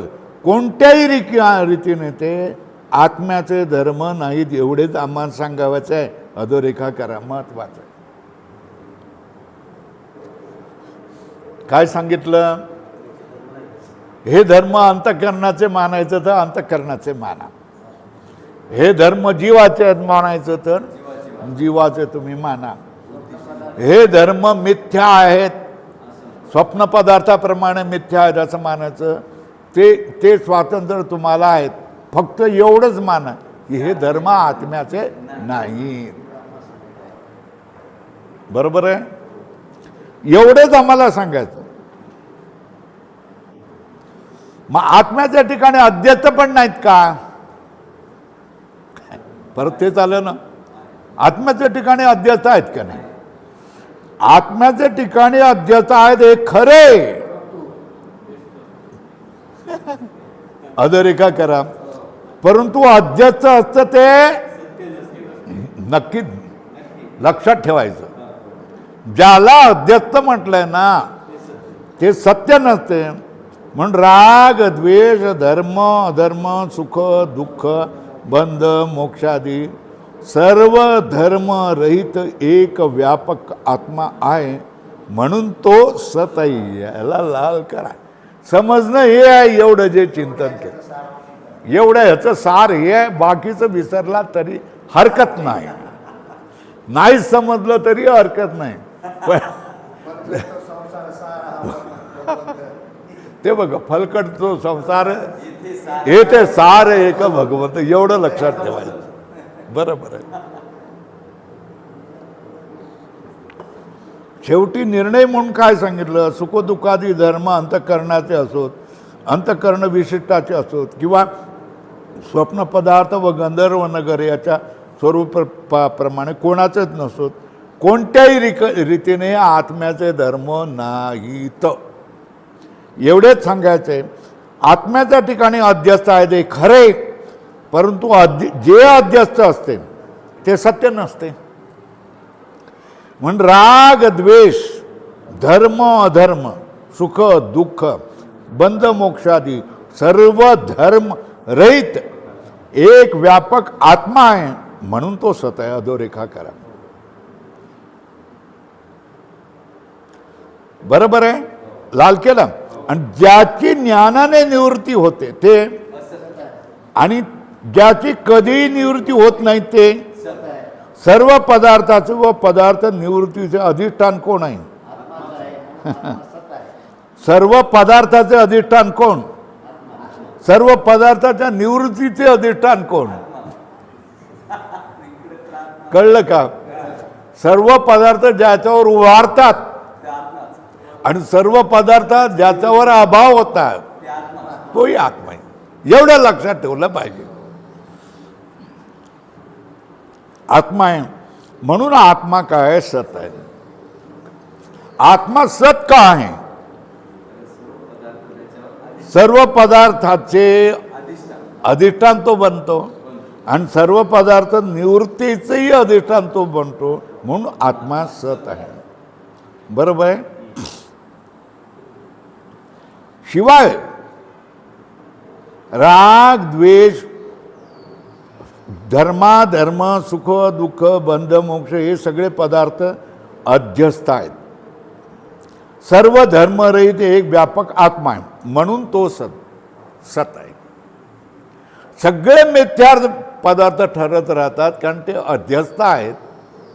शेवटी राहतं काय? अधिष्ठान एकच शिल्लक राहतं. अध्यस्त पदार्थ निवृत्त होऊन जातात. अध्यस्त निवृत्त झाले म्हणून अधिष्ठानही निवडून राहिलं. मग राहिलं ते काय? याच्यावर सुद्धा एक अभंग तुकाराम महाराजांनी केला. उरला तो एक हरी म्हणून आहे.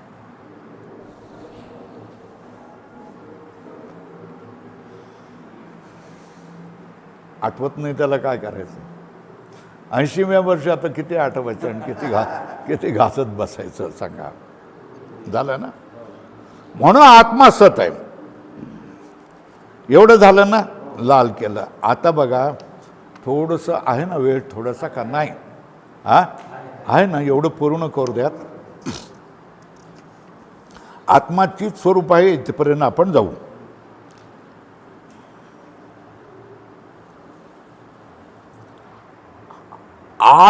कोणी लोक म्हणाला आत्मा असं पदार्थच नाही. आत्म्याची निवृत्ती आहे. निवृत्ती मानली ना, अभाव मानला ना, मग त्याचं अधिष्ठान सांगा ना काय. काय आत्मा नाही आहे असं तुम्ही म्हणाला ना, म्हणजे आत्म्याचा अभाव आहे. हा अभाव कोणावर आहे सांगा. कोणी आत्म्याची निवृत्ती मानील तर आत्म्याचे निराळे अधिष्ठान सांगितले पाहिजे. काय बरोबर आहे. आत्म्याचे निराळे अधिष्ठान सांगितलं नाही तर काय होईल. शून्य होईल ना. बरोबर आहे. आणि शून्याच्या ठिकाणी आत्म्याची निवृत्ती म्हणता येत नाही ना. शून्य म्हणजे काहीच नाही ना.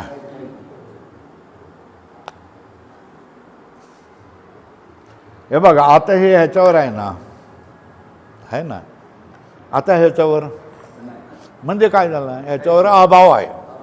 तर या अभावाचं अधिष्ठान म्हणजे याला पाहिलं ना आपण, तुम्ही तेव्हा सांगता काय ते तुम्ही हे नाही म्हणून. बरोबर. आता हे ठेवल्यानंतर मग याचं अधिष्ठान कोण झालं, हे झालं. आता निवृत्ती केली तर त्याचंही अधिष्ठान कोण झालं, तेच होतं. तर आत्मा आहे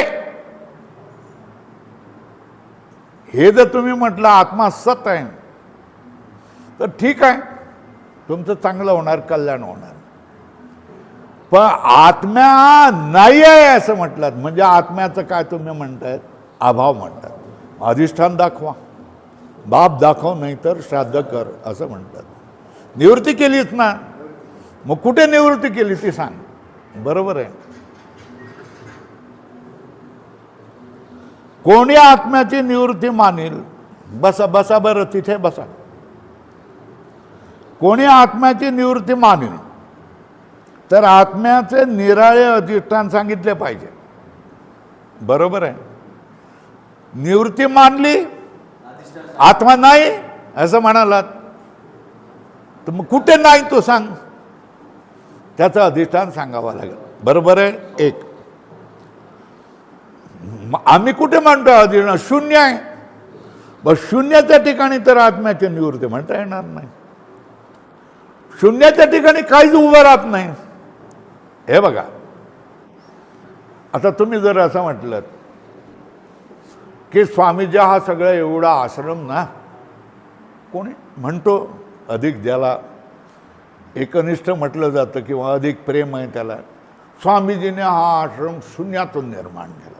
शून्यातून निर्माण केलं असं होऊ शकतं का?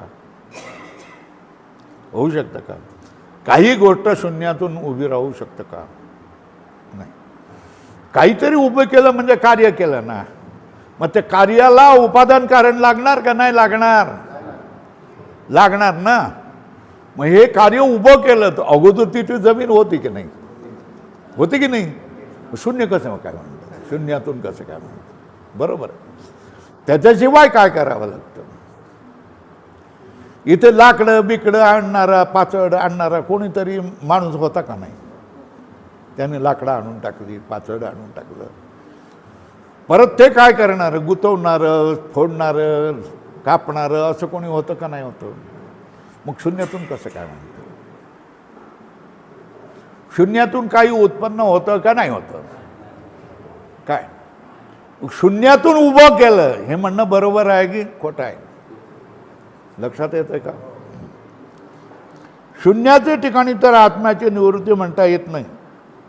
दुसरा आत्मा अधिष्ठान मानावा लागेल.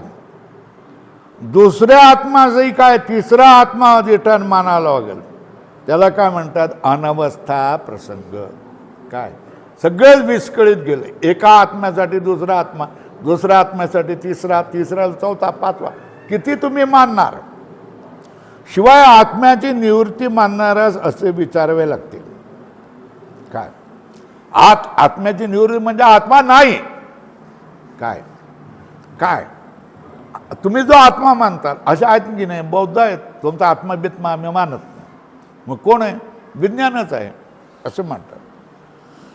आत्म्याची निवृत्ती शिवाय आत्म्याची निवृत्ती मानणारास असे विचारावे की आत्मनिवृत्तीचा अनुभव कोणाचा आहे किंवा नाही. आत्मा नाही असं म्हणतो तर तो हा अनुभव कोणाला आहे? कोणाला आहे सांगा? कोणाच आहे किंवा नाही? आहे म्हटले तर आत्मा निवृत्तीचा अनुभव करणारा आत्माच ना, त्याचे स्वरूप आहे.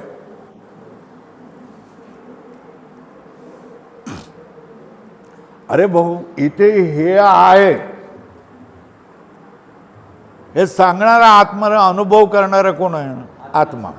आणि इथे हे नाही असा अनुभव करणारा कोण आहे?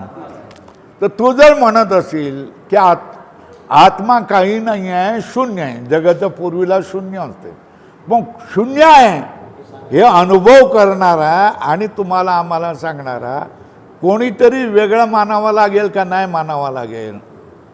म्हणून शून्यवाद संभव नाही. बौद्धांचा शून्यवाद आहे. बरोबर आहे.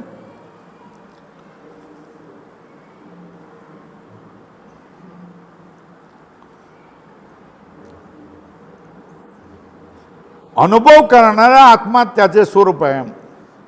नाही मला आत्मनिवृत्तीचा अनुभव केला आहे, मी आत्मनिवृत्तीचा अनुभव केला आहे असं म्हणजे काय?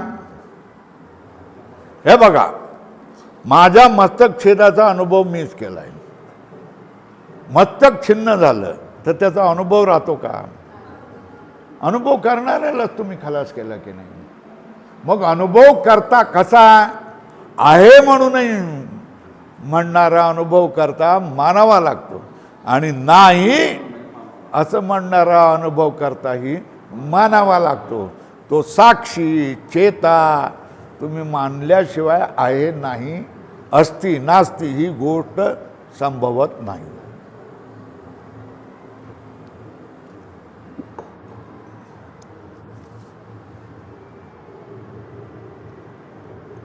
मग आत्मनिवृत्तीचा अनुभव केला असे म्हणणे आपल्या मस्तक छेदाचा अनुभव आपणाचा आहे असंच आहे ना. आत्मा नाही याचा अनुभव मला आहे असं म्हणणं म्हणजे काय? माझं मस्तक नाही हे मी अनुभव करतोय, माझं मस्तक नाही असंच म्हणण्यासारखं आहे ना. मग मस्तक जर तुझं नाही तर माझं मस्तक नाही आहे तू म्हणणारा का कोण आहेस? बरोबर आहे.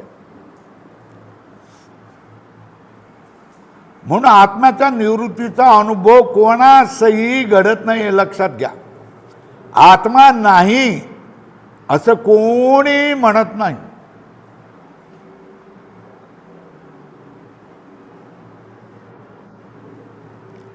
आणि पुढे कोण असं म्हणाल आत्म्याची निवृत्ती तर होते, पण आत्म्याची निवृत्ती तर होते परंतु त्याच्या निवृत्तीचा अनुभव मात्र कोणासही नाही असं म्हटलं तर ह्या म्हणण्याचा अर्थ एवढाच आहे की आत्म्याची निवृत्ती होत नाही. काय? आत्म्याची निवृत्ती तर होते पण त्याच्या निवृत्तीचा अनुभव मात्र कोणाचाही नाही असं म्हणणं म्हणजे काय? आत्मा स्वीकारणं ना. आत्म्याची निवृत्ती होते पण तिच्या निवृत्तीचा अनुभव मात्र कोणाचाही नाही. ह्या म्हणण्याचा अर्थ एवढाच आहे की आत्माची निवृत्ती होत नाही म्हणून आत्मा सत्स्वरूप आहे. काय म्हटलेलं आहे? भाव ज्याचा अनुभव कोणाला नाही. बरोबर आहे. आत्म्याचा निवृत्तीचा अनुभव आत्मा नाही असं तू म्हणतो का? तू म्हणतो का? बौद्ध म्हणेल ना. प्रत्येकाला तू नाहीच असं म्हणू शकतो का कोणाला? तो रागाने म्हणणार तू मला ना का नाही असं का म्हणतो? तू नाही असं म्हण. मला कशाला मारतोस? तू मर असं तर रागाने तो म्हणेल का? नाही म्हणत. आत्म्याला नाकारणं म्हणजे स्वतःला नाकारणं म्हणजे स्वतःचा नाश स्वीकारणं. स्वतःचा नाश कोणी स्वीकारत नाही. बरोबर आहे. जर कोण म्हणाल आत्म्याची निवृत्ती तर होते परंतु त्याच्या निवृत्तीचा अनुभव मात्र कोणाच नाही, हे कसं काय तुम्ही म्हणणार? आत्माची निवृत्ती झाली तर त्याचा अनुभव तर तुम्हाला यायलाच पाहिजे की नाही? निवृत्ती तर होते, मग निवृत्ती होते हे कसं काय म्हणतोय? अनुभव नसताना काय म्हणतोय, आत्म्याची निवृत्ती तर होते, परंतु त्याच्या निवृत्तीचा अनुभव मात्र कोणासही नाही. हे कसं काय म्हणतोस तू? बरोबर आहे. ह्या म्हणण्याचा, सगळ्या म्हणण्याचा अर्थ एवढाच आहे की सगळ्यावरून चिंतन जे केलं त्या चिंतनाचा अर्थ काय होतो? आत्म्याची निवृत्ती होत नाही. लाल करा म्हणून आत्म्याला काय म्हणावं लागतं? आत्मा हा निरंतर आहे, सत आहे, नित्य आहे, असं त्याला मानावं लागतं. इथपर्यंत आपण आलो आहे. वेळही झालेला आहे.